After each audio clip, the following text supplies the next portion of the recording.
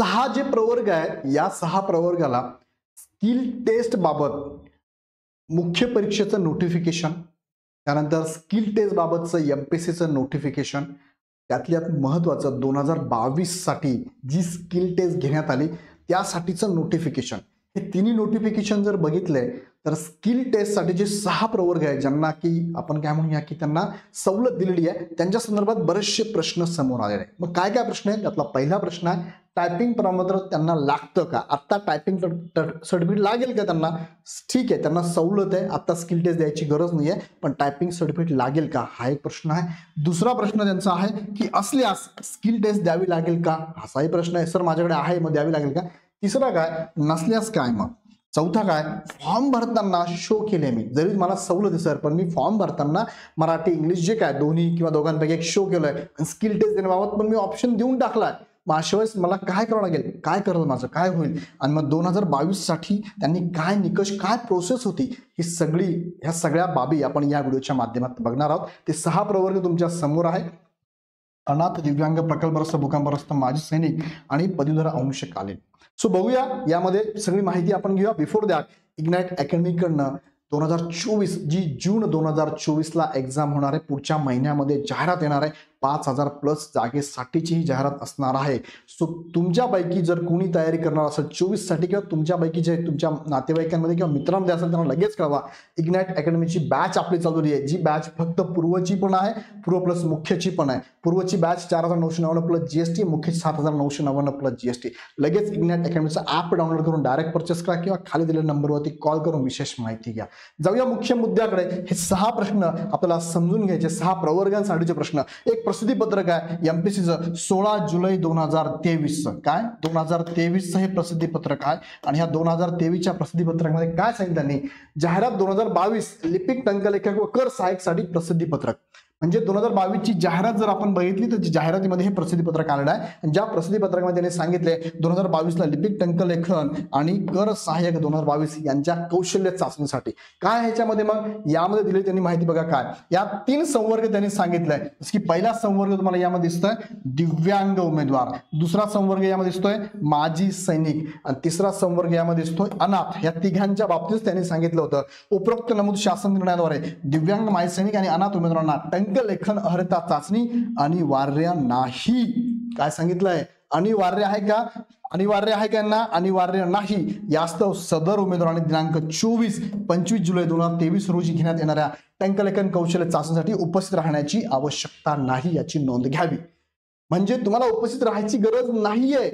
जरी तुम्हाला तिथे टाइम टेबल मध्ये आलं असेल, फॉर एक्झाम्पल एखाद्या उमेदवाराने त्याला माहिती सर मला सवलत आहे पण फॉर्म भरताना मी सर टायपिंग सर्टिफिकेट दाखवलं होतं आणि टायपिंग स्किल टेस्ट पण मी शो केली, मला द्यायची असं शो केलं, नंबर शो केला, मग काय करावं लागेल? म्हणून ती 2022 ला ही नोटीस आलेली आहे, उपस्थित राहण्याची गरज नाही. समजला हा मुद्दा क्लिअर झाला तुमचा? त्या प्रश्नाचं उत्तर तुम्हाला मिळालेलं आहे. तो पुढे बघूया आपण. अजून एक नोटिफिकेशन आहे 10 ऑक्टोबर 2023 आलेलं आहे. 10 ऑक्टोबर 2023 म्हणजे जुलै नंतर हे नोटिफिकेशन आलंय, ज्यामध्ये काय सांगितलंय, सेवा प्रवेश नियमानुसार टंकलेखन प्रमाणपत्र आवश्यक असलेल्या परीक्षांकरिता टंकलेखन कौशल्य चाचणी बाबत. यामध्ये ह्या सगळ्या तरतुदी त्यांनी सांगितल्या. त्यामध्ये परत एकदा काय सांगितलं बघा इथे, आता हा मुद्दा नीट लक्षात घ्या. कोणती द्यावी लागणार स्किल टेस्ट, मराठी की इंग्लिश?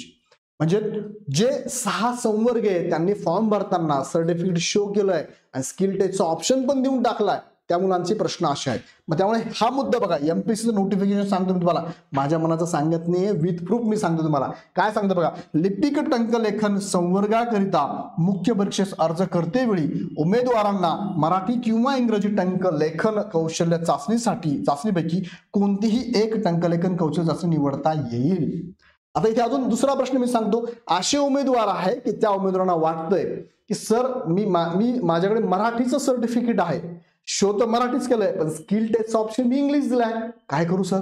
घाबरू नका, तुम्ही जरी इंग्लिशचा दिलात इंग्लिशमध्ये देऊ शकता. तुम्ही का देऊ शकता? तुम्ही जो ऑप्शन द्याल ना स्किल टेस्टसाठी तो चालणार आहे त्यांना, काही प्रॉब्लेम नाही. म्हणून त्यांनी हे वाक्य वापरले बघा, अर्ज करतेवेळी उमेदवारांना मराठी किंवा इंग्रजी टंकलेखन कौशल्य चाचणीपैकी कोणतीही एक टंकलेखन कौशल्य चाचणी निवडता येईल. तुमच्याकडे सर्टिफिकेट बद्दल त्यांनी सांगितलंय का? तुमच्याकडे कोणतं सर्टिफिकेट तुम्ही कोणती द्या असं सांगितलेलं नाहीये. दोघांपैकी कोणती निवडू शकता तुम्ही असं त्यांनी दिलेलं आहे. उमेदवाराने निवड केलेल्या मराठी किंवा इंग्रजी टंकलेखनाची कौशल्य चाचणी आयोगातर्फे घेण्यात येईल व त्या चाचणीमध्ये अर्हतागारी पात्र ठरणे आवश्यक असेल.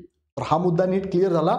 तुम्ही जे पण दिलंय आता ऑप्शन, त्याच ऑप्शन नुसार तुमची टायपिंग स्किल टेस्ट होणार आहे.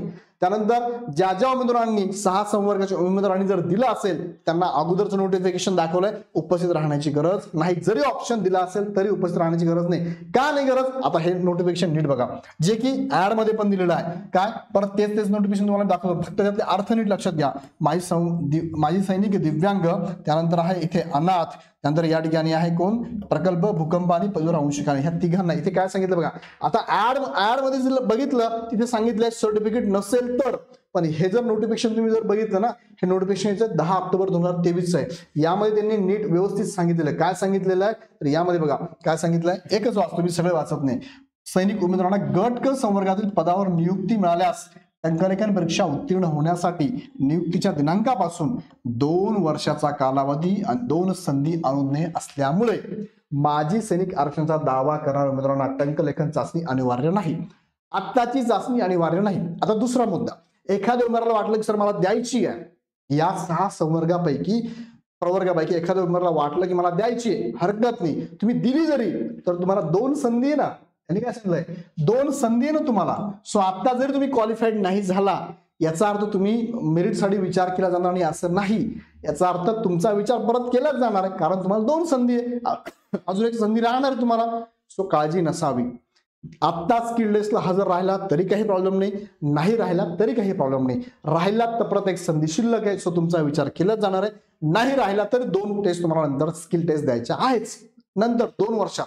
सो काळजी करू नका. सर्टिफिकेट नसेल त्यांनीही काळजी करू नका, सर्टिफिकेट असेल त्यांनीही काळजी करू नका, स्किल टेस्ट दिल्यावर अपात्र असेल त्यांनीही काळजी करू नका, स्किल टेस्ट नाही दिली त्यांनीही काळजी करू नका. सो त्या 6 संवर्गांना काही काळजी करायची गरज नाही. हे सगळे मुद्दे त्यांच्यासाठीच आहे. मग याचं उत्तर तुम्हाला मिळालं असेल. टायपिंग प्रमाणपत्र लागते का नाही, गरज आहे का नाही, असेल तर चांगलंच आहे. दुसरं, असल्यास स्किल टेस्ट द्यावी लागेल का नाही, याची पण गरज नाही. नसेल तुम्हाला द्यावी वाटली, दिली तरी चालेल, दोघांपैकी एक दिली तरी चालेल, देऊन काहीच नुकसान होणार नाही, कारण पुढची एक संधी तुम्हाला शिल्लकच आहे. सो तुमच्या मार्कांचा विचार मेरिटसाठी केला जाणार आहेच. नंतर काय, नसल्यास काही प्रॉब्लेम नाही, नो इश्यू. तुमच्याकडे जर स्किल टेस्ट तुमच्याकडे सर्टिफिकेट नसेल तर काहीच प्रॉब्लेम नाहीये.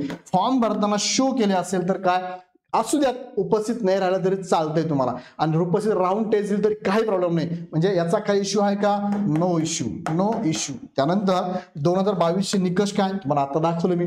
2022 त्यांनी नोटीस दिली होती की त्या उमेदवारांनी उपस्थित राहण्याची गरज नाही.